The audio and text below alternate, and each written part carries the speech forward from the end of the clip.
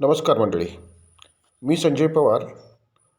आपल्या दिव्य ऊर्जा ज्योतिषीय प्रबोधन ह्या चॅनेलवरती तुम्हा सर्वांचं सहर्ष स्वागत. ओम नमो आदेश. नमस्कार मंडळी, मी संजय पवार. आपण पाहत आहात दिव्य ऊर्जा ज्योतिष प्रबोधन.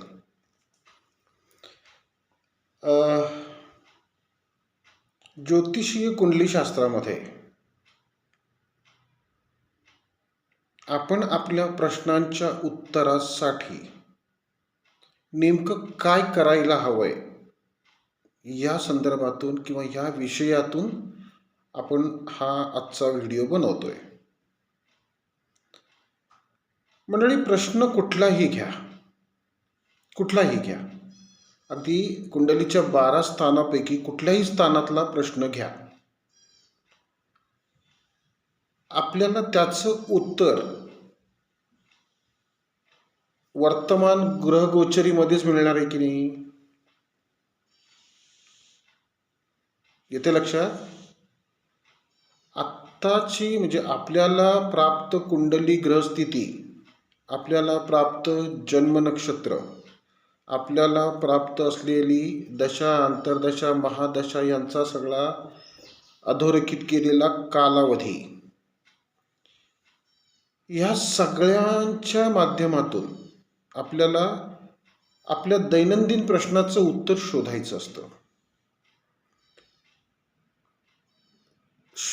असतं. म्हणजे थोडक्यात काय झाले की प्रश्नाचं उत्तर शोधणे हे आता हा ट्रेंड करून ठेवलेला आहे. आपल्याला उत्तर शोधत नाही आपण. अगदी काळजीपूर्वक कान देऊ नये का? आपण आपल्या प्रश्नाचं उत्तर शोधत नाही. आपण त्या प्रश्नापासून, त्या प्रश्नाच्या माध्यमातून निर्माण होणाऱ्या त्रासापासून दूर पळायचा प्रयत्न करत असतो. आणि त्याच्यासाठी काहीतरी माध्यम हवं असतं की अमुक एक केल्याने माझे हा प्रॉब्लेम सॉल्व्ह होतो.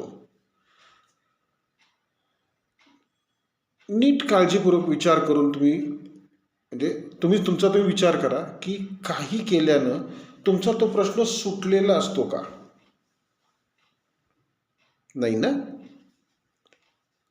मंडळी. एक लक्षात घ्या, आपल्या दैनंदिन जीवनात घडणाऱ्या प्रत्येक घटना, प्रसंग हे विधिलिखित, अधोरेखित केलेले आहेत आणि आपल्या कर्मभोगामध्ये त्या कर्मभोगाच्या वहिवाटीमधले ती फिक्स आहेत. ते आपल्याला भोगावंच लागतं, करावंच लागतं त्याप्रमाणे. मग कुंडलीचं सहाय्य घ्यायचं म्हणजे नक्की काय करायचं? शास्त्राने एकच पर्याय दिलेला आहे आपल्याला.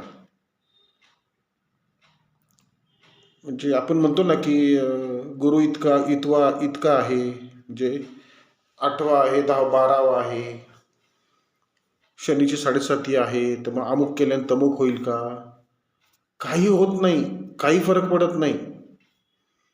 तुमच्या काही केल्यानं ग्रहांचे परिणाम म्हणजे विरून जातात का?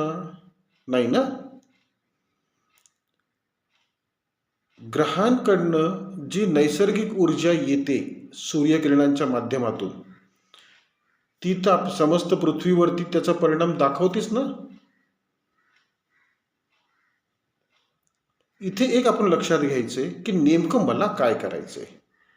ज्योतिषशास्त्रामध्ये, ज्योतिषीय कुंडलीशास्त्रामध्ये नेमकं काय करायला सांगितलेलं आहे, मार्गदर्शन नेमकं काय करायला सांगितलेलं आहे, हेच आपण समजून घेत नाही. मुद्दा येतो लक्षात? काहीही करा, घडणारी गोष्ट टळते का? नाही. त्याला आपण एक छानसं अगदी म्हणजे सजवून असं त्याला उत्तर ठेवलेलं आहे. नाही म्हणजे परिणाम कमी होतात, त्याची काय म्हणतात, तीव्रता कमी होते. कशी काय तीव्रता कमी होईल? नैसर्गिक ऊर्जा आहे ती तिच्या पातळीवरती ज्या पद्धतीने उत्सर्जित झालेली आहे, की ज्या पद्धतीने जेवढ्या स्पीडने जेवढ्या घनतेने ती पृथ्वीतल म्हणजे पृथ्वीवरती प्रभाव करणार आहे, तो करणारच आहे ना. त्यात बदल काही केला होत नाही. असा बदल होत असता तर हे जगरहाटी चाललीच नसती. ज्योतिषीय कुंडली शास्त्रामध्ये आपल्याला एकच पर्याय दिलेला आहे, तो म्हणजे आहे त्या वर्तमानाला असेल तशा परिस्थितीत आपल्याला सामोरे जायचे आणि ते सामोरे जाताना आपण स्वतःला सक्षम करायचे. आणि सर्वात प्रथम आपण आपल्या कुंडलीमध्ये कुठल्या ग्रह नक्षत्रांची ऊर्जा माझ्यासाठी सहाय्यक ठरणार आहे, कुठल्या ग्रह नक्षत्रांची ऊर्जा मला त्रासदायक ठरणार आहे, ह्याचं नॉलेज घेतलं पाहिजे. म्हणजे याची माहिती घेऊन ठेवली पाहिजे. आणि ती माहिती देखील असं काही रॉकेट सायन्स नाही आहे. साधं सिंपल माहिती आहे ती. साधं सहज, जसं आम्ही म्हणतो ना, ज्योतिषशास्त्र वास्तुशास्त्र हे सहज सोपे शास्त्र आहे. तर त्याच सहजतेतून एकच लक्षात घ्यायचे, मला माझ्या कुंडलीच्या माध्यमातून कुंडलीमधील 12 घरातील 12 स्थानातील कुठलाही प्रश्न असू दे, त्या प्रश्नाला मला सामोरे जायचं आहे. ते सामोरे जाताना त्या नैसर्गिक ऊर्जेच्या मध्ये ढवळाढवळ करण्याचा आपल्याला अधिकार नाही. अधिकार म्हणण्यापेक्षा आपली लायकी पण नाही आहे. नाही तिला आपण टाळू शकत किंवा नाही तिची तीव्रता कमी करू शकत. आपल्याला एकच पर्याय ठेवलाय बघा, तो म्हणजे आहे त्या परिस्थितीला स्वीकारायचं, कर्मभोग आहेत मग समजायचं आणि पुढे जायचं. पण ते पुढे जाताना पुन्हा आणखीन कुठले वेगळे कर्म निर्माण होऊ नयेत म्हणून ज्योतिषीय कुंडली शास्त्रानेच आपल्याला नक्षत्रांच्या आराध्य वृक्षांचा पर्याय देऊन ठेवलेला आहे. आपण तो वापरत नाही किंवा त्या दृष्टीने त्याच्याकडे पाहत नाही.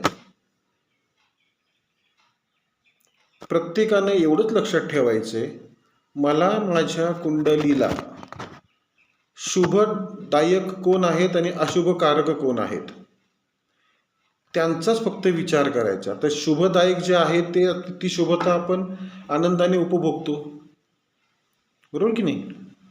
जे अशुभ आहेत त्यांना देखील भोगायचंच आहे आपल्याला, पण त्या अशुभतेला भोगताना आपण स्वतःला मात्र सक्षम करायचे, जेणेकरून ती अशुभता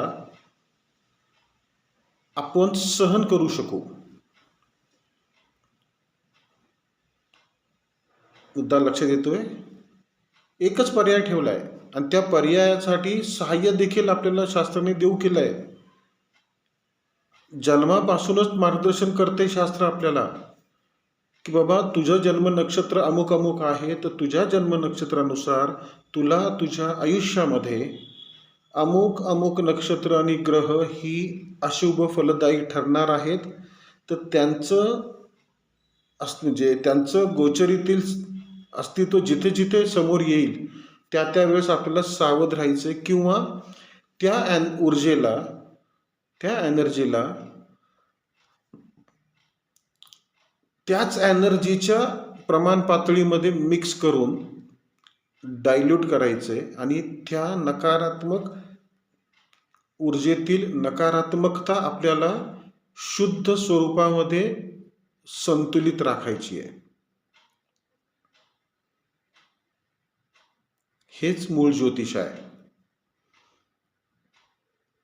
ज्योतिष आणि इतर जे काही अवडंबरं माजवली जातात याचा तसा संबंध नाही. काही केलं तरी जे म्हणतात ना, की तुमचा अमुक अमुक ग्रह खराब आहे त्याची शांती करा. मंडळी लक्षात घ्या,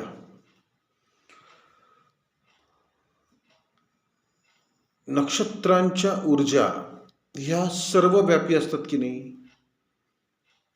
नक्षत्रांच्या ऊर्जा ह्या ग्रहांच्या माध्यमातून सूर्यप्रकाशाच्या साहाय्याने आपल्यापर्यंत पोहोचत असतात. त्याच प्रकारच्या ऊर्जा आपल्या सभोवताली देखील आहेत. म्हणजे मुद्दा लक्षात घ्या, ह्याच साठी शास्त्रामध्ये नक्षत्रांची आराध्य वृक्ष दिलेली आहेत.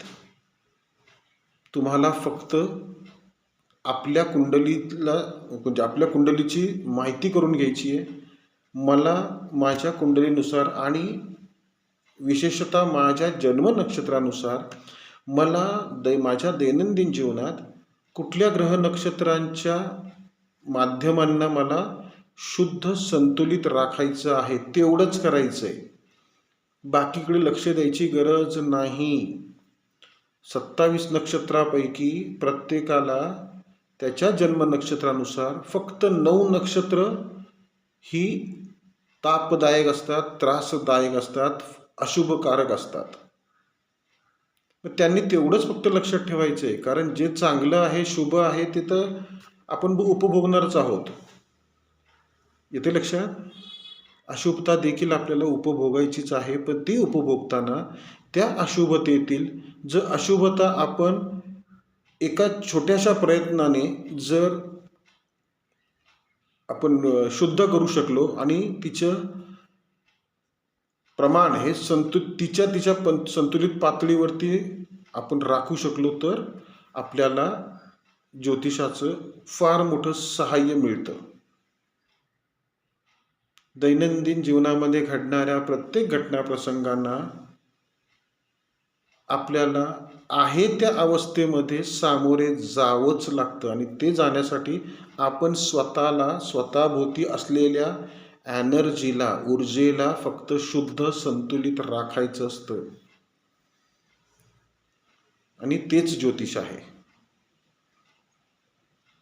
ह्या व्हिडिओतून हाच निरोप विषय मेसेज द्यायचा माझा प्रयत्न आहे. घाबरून जाऊ नका. कुंडलीशास्त्र कोणालाही त्रास देत नाही किंवा घाबरवत नाही, दडपण आणत नाही तुमच्यावर. रादर कुंडलीशास्त्र तुम्हाला प्रत्येक बदलणाऱ्या वर्तमान परिस्थितीमध्ये स्वतःला कसं राखायचं आणि ते राखण्यासाठी माध्यम कुठलं वापरायचं, कुठल्या दिशेने वाटचाल चालू ठेवायची, कुठे थांबायचं, कुठे अगदी जोर वाढवायचा, हे देखील आपल्याला आपल्याच जन्मनक्षत्र गोचरीने सांगितलेलं आहे. आपण त्या पद्धतीने ते लक्षात घेत नाही.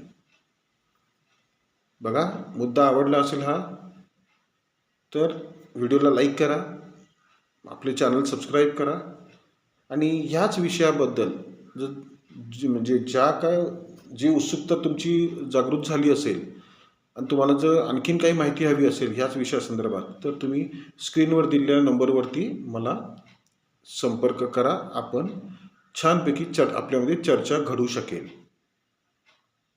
थांबूया इथे. पुन्हा एक विषय घेऊन पुन्हा दुसरा व्हिडिओ घेऊन समोर येऊया. तोपर्यंत ओम नमो आदेश. तर सर्वांना शुभम भवतो.